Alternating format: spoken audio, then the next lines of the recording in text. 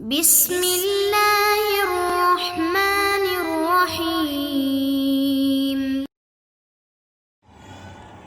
بسم اللہ الرحمن الرحیم۔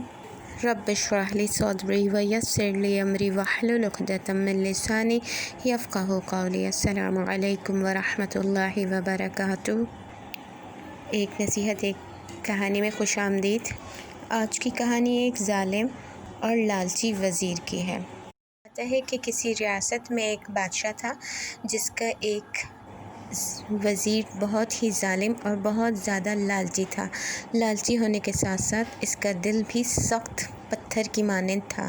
اس کے دل میں ہر وقت یہ خیال جاگزی رہتا تھا، اس کے دل میں ہر وقت یہ خیال رہتا تھا کہ اگر بادشاہ کی خوشنودی حاصل ہو جائے تو انسان ہر قسم کے نقصان سے محفوظ رہ سکتا ہے۔ اسی خیال کو عملی جامہ پہنانے کی خاطر وہ رعایا پر ظلم ڈھاتا رہتا تھا اور جائز اور ناجائز طریقے سے مال بٹورتا رہتا تھا، جمع کرتا رہتا تھا، اور یہ لوٹا ہوا مال شاہی خزانے میں جمع کر دیتا تھا اور بادشاہ کا خزانہ بھرا رہتا تھا۔ اور خزانے کو بھرے ہوئے دیکھ کر وزیر کو بڑی خوشی ہوتی تھی کہ بادشاہ کی خوشنودی سے حاصل ہو رہی ہے اور اس سے بادشاہ بہت خوش ہے۔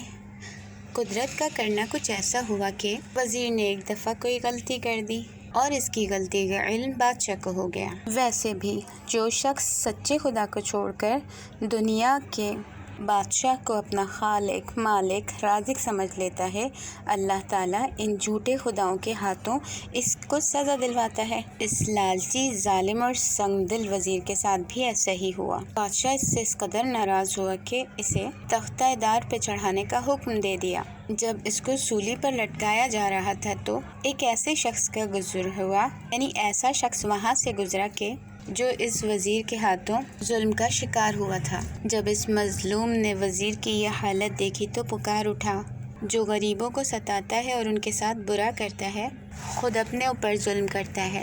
اس پوری کہانی سے ہمیں یہ نصیحت ملتی ہے کہ جو دنیاوی بادشاہوں کو سب کچھ سمجھ لیتے ہیں، ایسے شخص کی نہ دنیا میں عزت ہوتی ہے نہ آخرت میں۔ ایسے مشرکوں کا ٹھکانہ جہنم ہے۔ انسان کو چاہیے کہ جب اسے اقتدار ملے تو وہ رعایا پر مہربان رہے۔ ایسا کرنے سے اللہ خوش ہوتا ہے اور اپنی رحمتیں اور برکتیں نازل کرتا ہے اور تمام آفات اور بلاؤں سے بچاتا رہتا ہے، اور ظلم کرنے کا بدلہ تو ظلم سبسکرائب ہی ہے۔ کیجیے ذکر اگلی ٹی وی اور اس نصیحت اور علم کے کہانی کے سفر ساتھ میں انشاءاللہ پھر ہمارے حاضر قدم ہوں گے۔ کے جب تک ساتھ کے لیے قدم اللہ ملائیے۔ حافظ۔